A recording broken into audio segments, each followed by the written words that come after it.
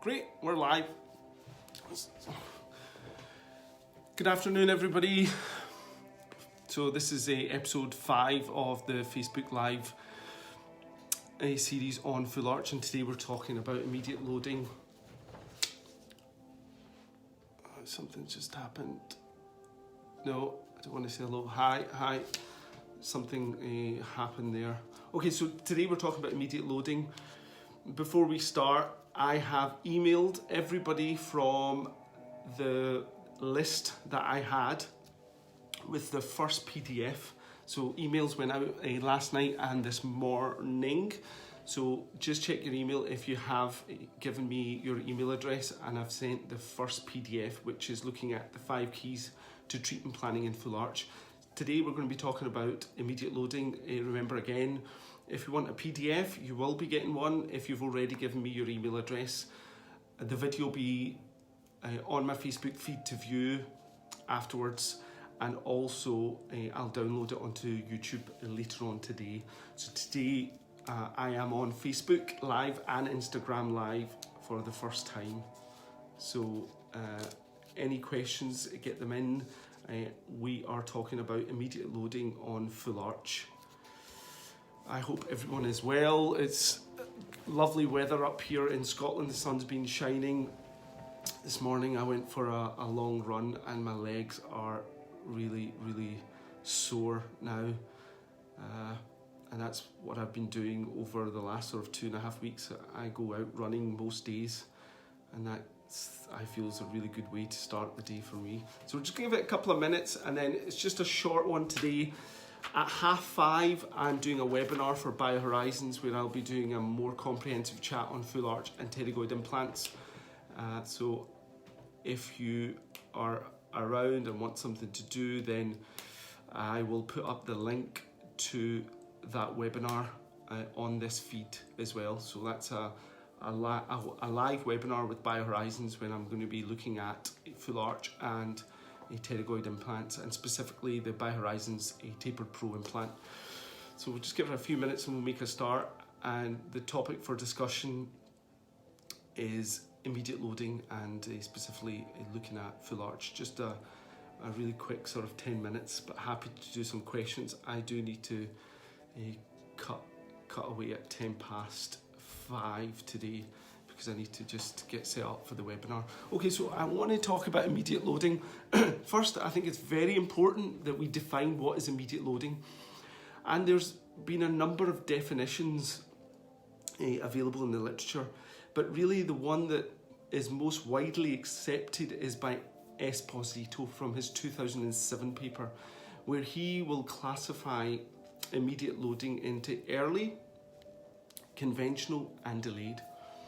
And it's the establishment of occlusal function of the implants depending on what time frame. So for early, it's anything from at time of implant placement up to 7 days, and that's early. Then conventional is anything from 1 week to 2 months, and delayed is 2 months onwards.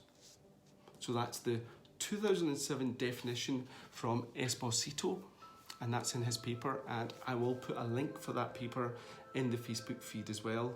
And he classified it as early, conventional and delayed, and it's all related to time frame. So early is anything from time of placement up until 7 days. Conventional is 7 days to 2 months, and delayed is 2 months onwards. So I think that's really important that we're aware of that definition from Esposito. Okay, when we're talking about immediate load, there's 3 sort of areas that we need to focus on: patient factors, surgical factors, and restorative factors.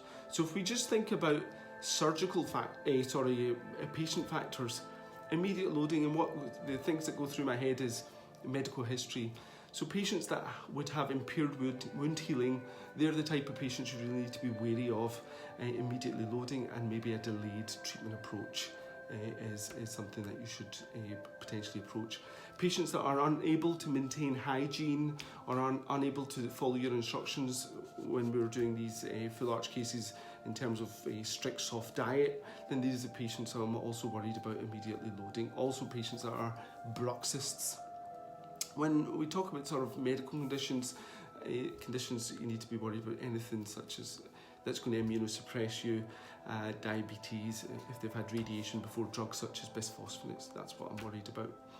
When it comes to the surgical aspect, really important to be aware of the number of implants. So it's sort of widely accepted in the mandible, we're looking to place at least 4 implants, in the maxilla, somewhere in the region of 4 to 6 implants. But it's not just the number, it's the spread, it's the inter-implant distance, and it's the stability that we're getting of those implants.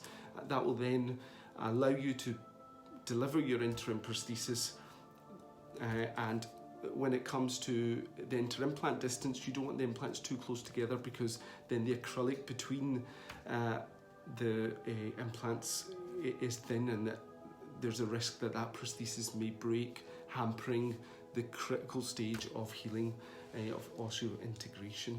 So that was the patient factors and the surgical factors. When it comes to restorative factors, you want a prosthesis that's rigid, it's good thickness, it's screw retained, it's hygienic. These are important things when we're thinking about the interim prosthesis and it being immediately loaded. Of course, there are some interim prostheses that can be welded together, or some people in the past I know will deliver their final bar within a week, etc. But conventionally, and the way that I was taught, we would place the implants and then deliver an all acrylic interim prosthesis. So that's the 3 sort of areas that you need to focus on when we're thinking about immediate loading. So patient factors, the surgical factors, and the restorative factors. Also, in relation to early, conventional, and delayed loading, it's all related to the osseointegration, primary and secondary osseointegration, primary and secondary stability, and the osseointegration curve, and I've put that curve on my Facebook feed. So primary stability is high at the start, and then it starts to dip after week 1, so that's why we can deliver a prosthesis up until about a week. And then secondary stability doesn't kick in really for the next sort of it starts to the upstroke of the curve doesn't start for 3 to 4 weeks, and so that's why we're not looking to deliver our prosthesis after a week. So that's the things to note. So the Esposito 2007 definition of early, conventional and delayed loading. So any questions? That's it. That's all I have to say about immediate loading. If anybody's got any questions, happy to take questions before we wrap up. So I'm just going to whip through these, and I'm on Instagram and Facebook. Now I will also create a PDF of this short presentation, and again, if you're on my mailing list, I will send that out to you. And if you want to join the mailing list, if you just pop your email address in the comments, I'll add it on, and then I can also send out my previous PDF to you. That's not a problem. And remember, this video and the previous videos are all uploaded onto my YouTube channel, which I'll put a link for also on the comment field. So if there's no questions, I'm going to call it a day, because I need to just get on to my other webinar. I know Gemma is on this as well, and she works with BioHorizons, and she was anxious that I wrap this up quickly to get on to the webinar. So great, guys, have a great day. Any questions, happy to take emails or PMs, no problem at all. Everyone stay safe. I will see you on Friday. I've not decided what the next topic is. I'm running out of topics, actually, so if anybody has any ideas, happy to take suggestions. If there's any short presentations that you'd like me to give, no problem at all. Okay, guys, take care. Have a good evening.